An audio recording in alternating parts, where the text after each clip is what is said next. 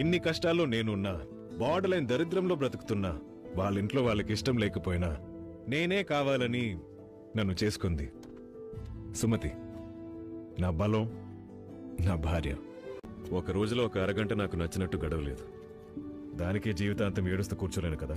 ఒక్క రోజులో నేను చాలా కోల్పోయాను.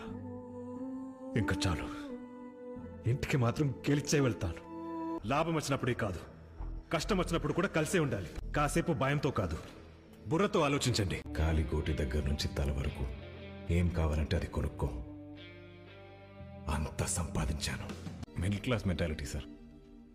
ఖర్చులన్నీ తగ్గించుకుని రూపాయి దాచుకుంటా. పంతం వస్తే ఒక్క రూపాయి కూడా మిగిలకుండా ఖర్చు పెట్టేస్తాం సార్. This is India.